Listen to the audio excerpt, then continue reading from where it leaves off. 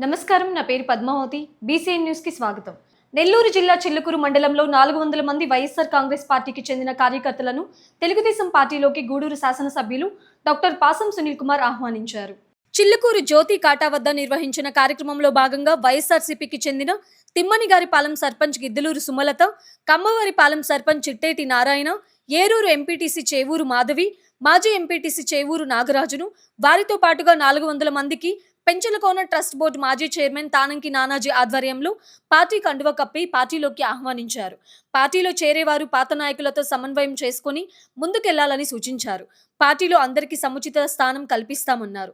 రానున్న స్థానిక సంస్థ ఎన్నికలలో అందరూ కలిసి పార్టీ కోసం పనిచేయాలని అన్నారు. ఈ కార్యక్రమంలో మండల అధ్యక్షుడు Rajasekhar Reddy, Pattabhi Ramireddy, AP livestock director Gundala Leelavathi, చిన్న వైఎస్ఆర్, జానకి రామిరెడ్డి, సతీష్ రెడ్డి, యశ్వంత్, చిరంజీవి, సుప్రజ, శైలజ తదితరులు పాల్గొన్నారు.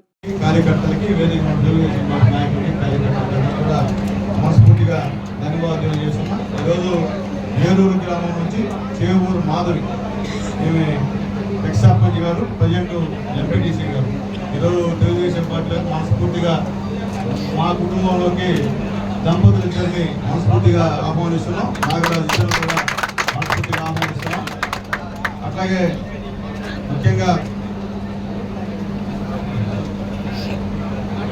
కమ్మవారిపాలెం నుంచి సోదరుడు సర్పంచ్, ప్రజెంట్ సర్పంచ్ చిట్టేటి నారాయణ గారిని కూడా హృదయపూర్వకంగా తెలుగుదేశం పార్టీకి ఆహ్వానిస్తున్నాం. అలాగే వైస్ సర్పంచ్ నవీన్ గారిని కూడా ఆహ్వానిస్తున్నాం. అలాగే ఎక్స్ సర్పంచ్ సుమతి గారిని కూడా ఆహ్వానిస్తున్నాం. అలాగే డైరెక్టర్స్ విజయమ్మ గారు, సుబ్బయ్య గారు, రమణమ్మ గారు, పాల్ విజయ్ గారు, వీళ్ళందరూ కూడా మనస్ఫూర్తిగా తెలుగుదేశం పార్టీకి ఆహ్వానిస్తున్నాం. అలాగే తిమ్మనిగారిపాలెం నుంచి ఆ గ్రామ సర్పంచ్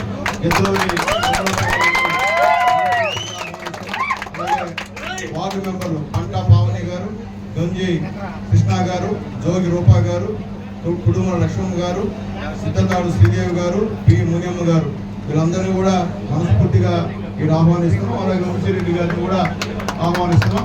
చాలా సంతోషంగా ఉంది. ఈరోజు తెలుగుదేశం పార్టీలో దాదాపు 3 గ్రామాల నుంచి ముఖ్యమైనటువంటి నాయకులు, కార్యకర్తలు ఈరోజు పెద్దలు నాని గారి సమక్షంలో ఇక్కడ తెలుగుదేశం పార్టీలో చేరడం హృదయపూర్వకంగా అందరినీ ఆహ్వానిస్తున్నాం. మేము కూడా తెలియజేస్తున్నాం. ఈరోజు ఎన్డీఏ గవర్నమెంట్, మోడీ గారు, చంద్రబాబు నాయుడు గారు, నిజాయితీ పరుడు మా పవన్ గారు, నాయకుడు లోకేష్ గారు నాయకత్వాన్ని మెచ్చి మా వాళ్ళందరూ కూడా ఈరోజు తెలుగుదేశం పార్టీలోకి జాయిన్ అవుతున్నారు. ఎందువల్లంటే చెప్పిన మాట తప్పకుండా పనిచేసే ముఖ్యమంత్రి నారా చంద్రబాబు నాయుడు గారు విషయాన్ని కూడా పనిచేస్తున్నారు. ఈరోజు ఏ ఊరికి వెళ్ళినా ఈరోజు మహిళలందరికీ ఫ్రీ బస్ చేస్తున్నాడు ముఖ్యమంత్రి నారా చంద్రబాబు నాయుడు గారు.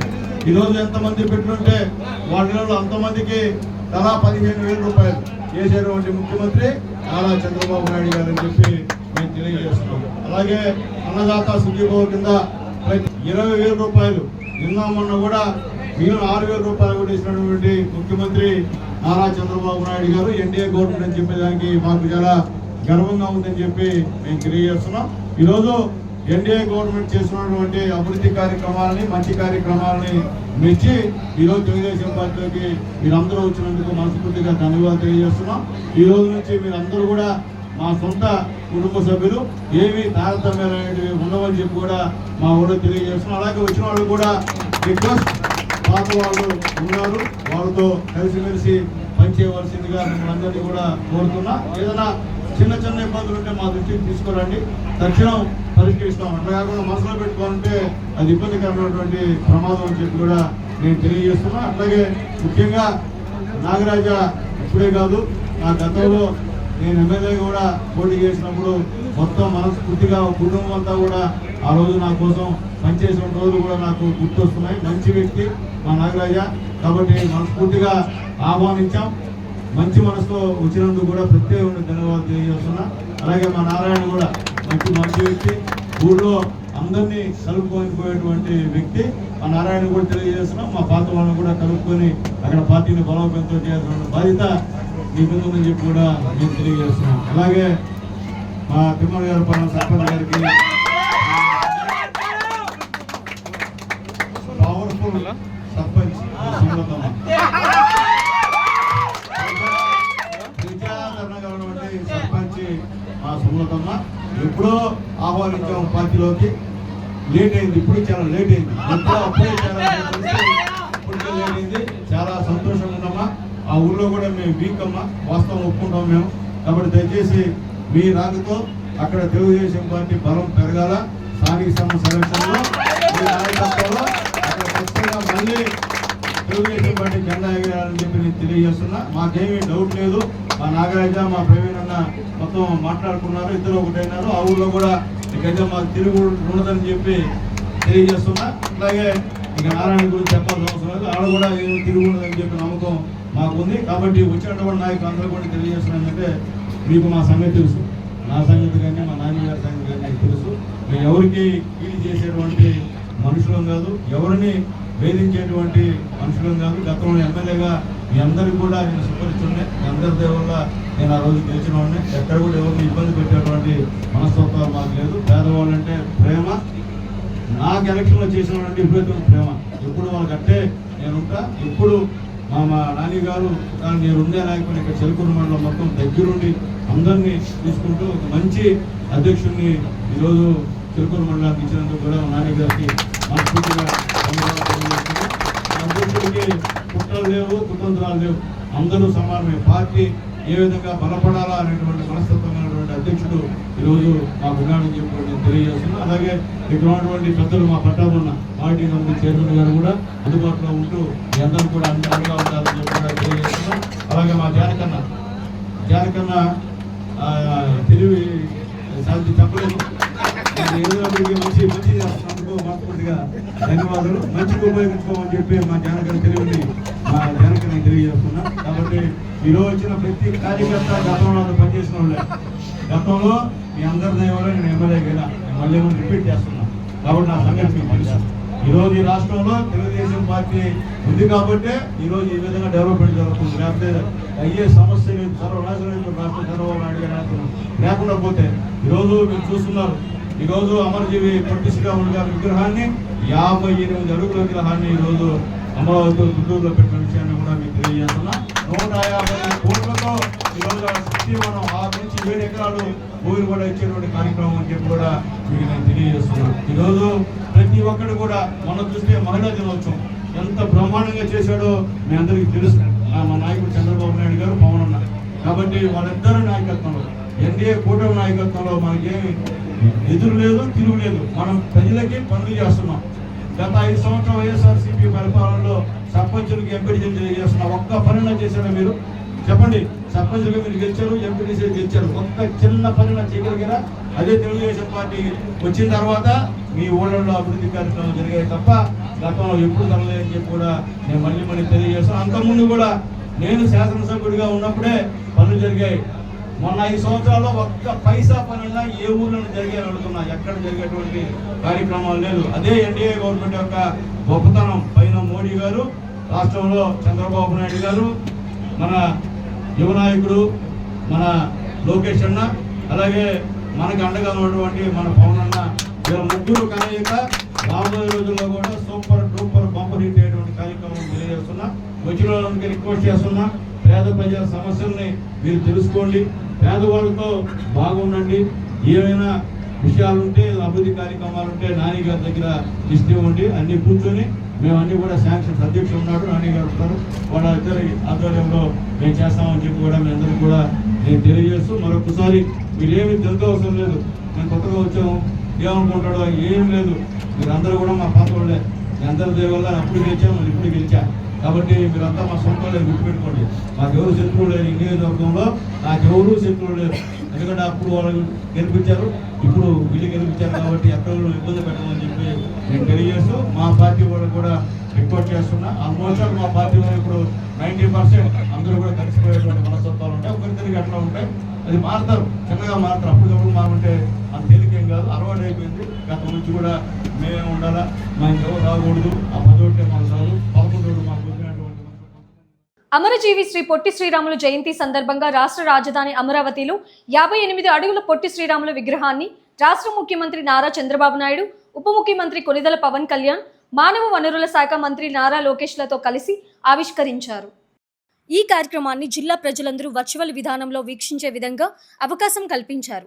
అందులో భాగంగా తిరుపతి జిల్లా కలెక్టరేట్లోని వీసీ హాల్ నందు ఏర్పాటు చేసిన పొట్టి శ్రీరాములు చిత్రపటానికి పుష్పాంజలి ఘటించారు. ఈ కార్యక్రమంలో జిల్లా కలెక్టర్తో పాటు స్థానిక MLA Arani Srinivasulu, joint collector R Govindarao, DRO G Narasimhulu, హస్తకళల chairperson Pasupuleti Hariprasad, green and beautification chairperson Sugunamma, Yadava corporation chairman Narasimha Yadav, Vanyakula Kshatriya chairman CR Rajan, Aryavaishya నాయకులు, జిల్లా అధికారులు తదితరులు పాల్గొన్నారు. ఈ కార్యక్రమంలో ముందుగా రుయా ఆసుపత్రి వద్ద ఏర్పాటు చేసిన పొట్టి శ్రీరాములు విగ్రహానికి జిల్లా కలెక్టర్ పూలమాల వేసి పుష్పాంజలి ఘటించారు.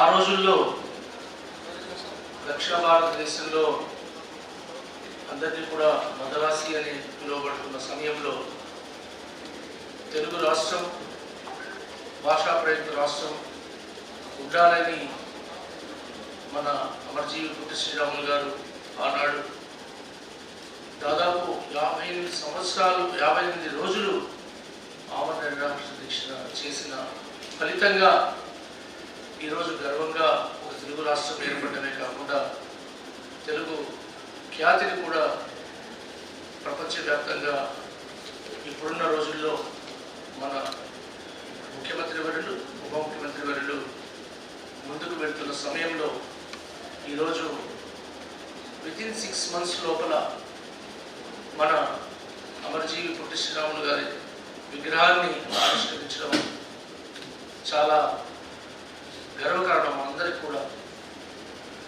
స్టాచ్యూ ఆఫ్ సాక్రిఫైస్ అంటే ఒక త్యాగానికి ఫలితంగా ఈరోజు తెలుగు రాష్ట్రమే కాదు, భాషా ప్రయుక్త రాష్ట్రాలన్నీ కూడా ఏర్పడడానికి మూల కారణమైన ఆ అమరజీవి పొట్టి శ్రీరాములు గారిని మనందరం కూడా ఈరోజు తలుచుకుంటూ కాసేపట్లో మన ప్రీతమ ముఖ్యమంత్రి వర్యులు, ఉప ముఖ్యమంత్రి వర్యులు నారా లోకేష్ గారు, వీరందరూ, అలాగే బీజేపీ మాధవ్ గారు, వీరందరూ కూడా ఈ యొక్క మనందరం కూడా వీక్షించవచ్చు. ఈ యొక్క మన పొట్టి శ్రీరాములు గారి, అమరజీవి పొట్టి శ్రీరాములు గారి విగ్రహాన్ని మనందరం కూడా ఆయన స్మరించుకోవాలని తెలియజేసుకుంటూ, అమరజీవి పొట్టి శ్రీరాములు గారు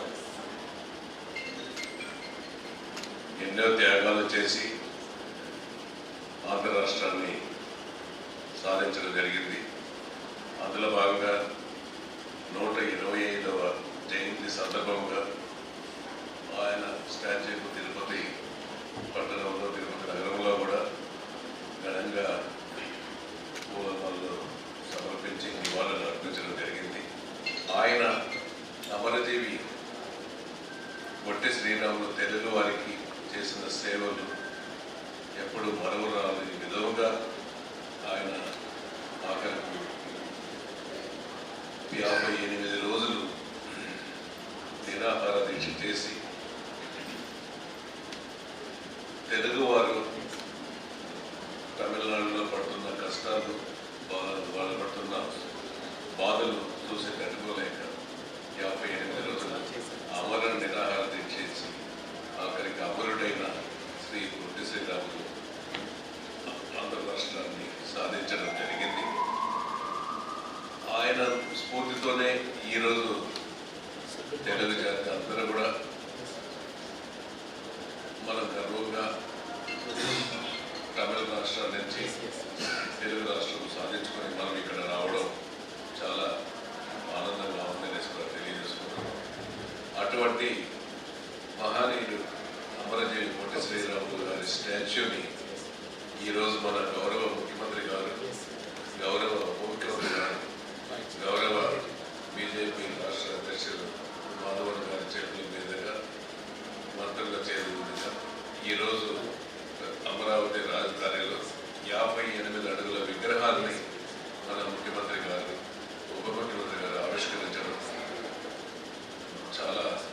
సంతోషంగా ఉందనేసి కూడా తెలియజేసుకుంటూ, ముఖ్యంగా ఆర్య వయస్సులకు ఎన్డీఏ కూటమి చెప్పిన మాట ప్రకారం కూడా, ఎన్నికల్లో ఇచ్చిన హామీల ప్రకారం కూడా కన్నికా పరమేశ్వరి ఆత్మార్పణ దినోత్సవాన్ని కూడా చేసుకోవడం,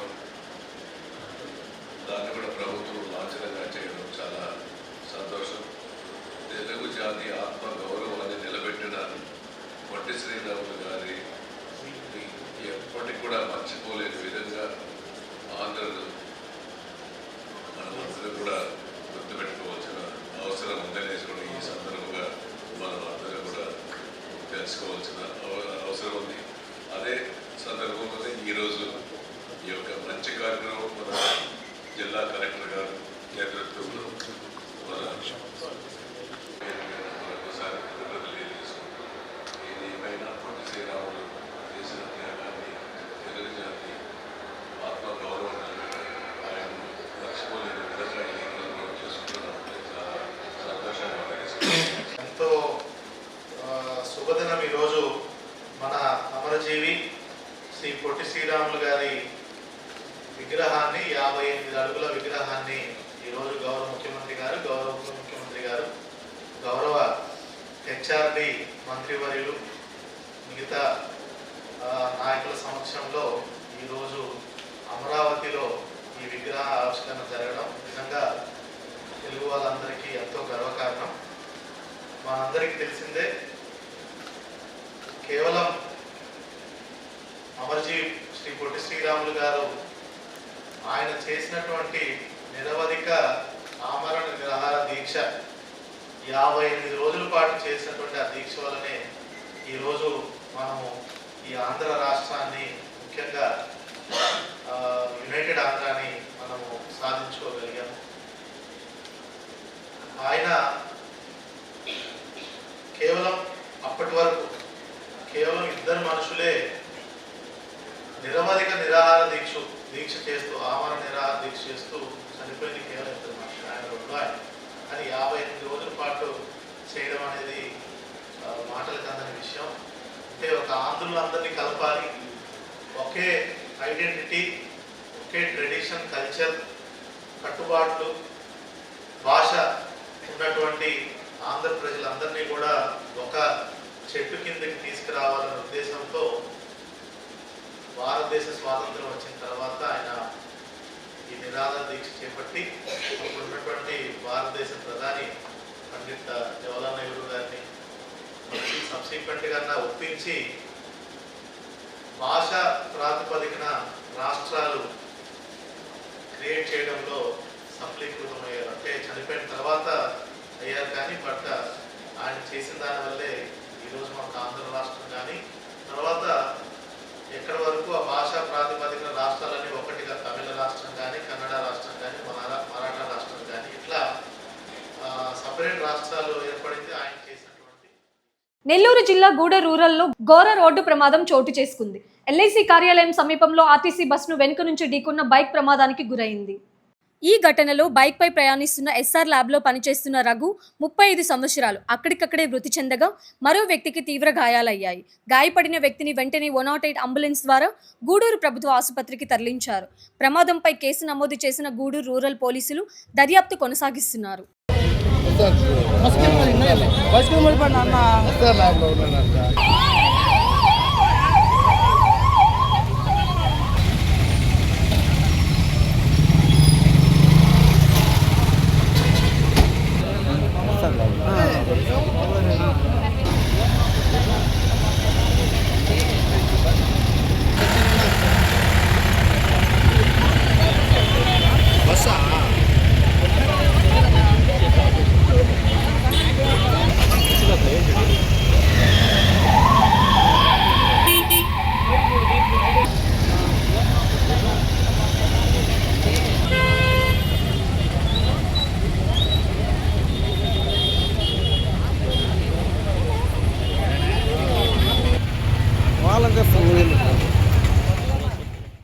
చిల్లకూరు పోలీస్ స్టేషన్ సమీపంలో జాతీయ రహదారి ప్రక్కన ఆగి ఉన్న ఆటోను వెనుక నుండి లారీ ఢీకొన్న ప్రమాదంలో పలువురు మహిళలకు గాయాలయ్యాయి.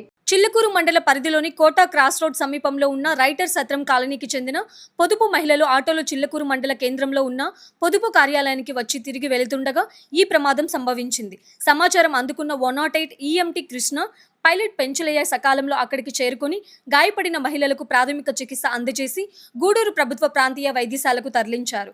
పోలీసులు కేసు నమోదు చేసుకుని దర్యాప్తు చేస్తున్నారు. మార్కెట్ చూడండి, అవకాశం ఉంటే మంచి రేటు ఉంటే బయట మీ ఇష్టం, అది ఛాయిస్ మీది. అమ్ముకుంటే ఇక్కడ కూడా అమ్మండి, 24 అవర్స్లో ఇక్కడ కూడా ఇస్తూ ఉంటున్నారు. కాబట్టి గవర్నమెంట్ ఇబ్బంది లేకుండా మనకు రైతులకి ఎక్కడ ఇబ్బంది జరగకూడదు అనేది గవర్నమెంట్ ముఖ్య ఉద్దేశం. కాబట్టి రైతు సోదరులందరూ మన కొనుగోలుగా తెచ్చి అమ్ముకోవాల్సిందిగా నేను కోరుతున్నాను. మీకు ఎలాంటి ఇబ్బంది లేదు.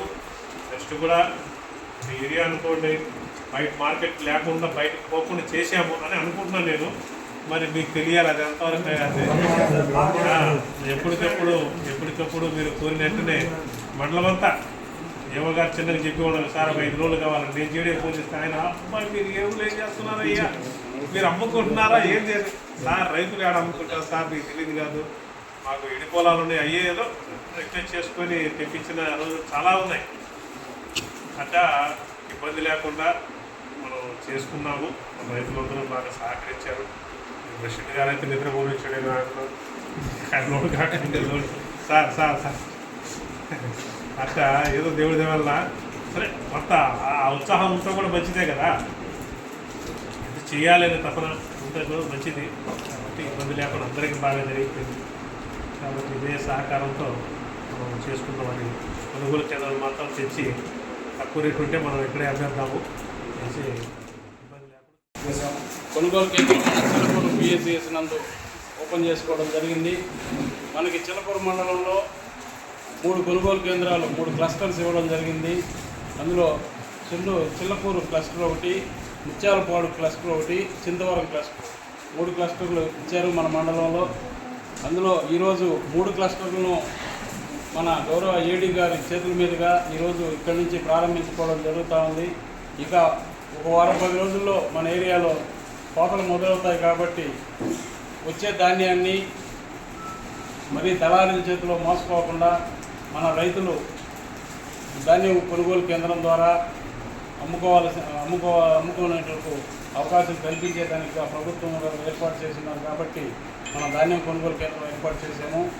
కాబట్టి అందరూ రైతులు కూడా తక్కువ ధరకు అమ్ముకోకుండా మన ధాన్యం కొనుగోలు కేంద్రం ద్వారా అమ్ముకోవాల్సిందిగా తెలియజేస్తూ, అదేవిధంగా మన ఏరియాలో చిల్లకూరులో మొన్న సీజన్లో ఎరువుల కొరత ఎక్కువగా ఉన్నా కానీ మన ఏడీఏ గారు మనకు ప్రత్యేకమైన దృష్టి మన చిల్లకూరు మండలం మీద దృష్టి సారించి ఏవో గారి ఆధ్వర్యంలో మనకు పూర్తి స్థాయిలో ఎరువులు అందించారు. వారికి హృదయపూర్వక ధన్యవాదాలు తెలియజేస్తున్నాను సభాముఖంగా.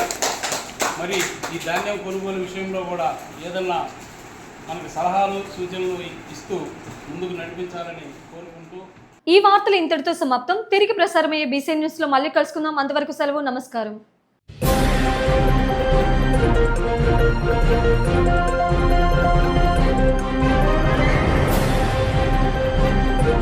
Thank you.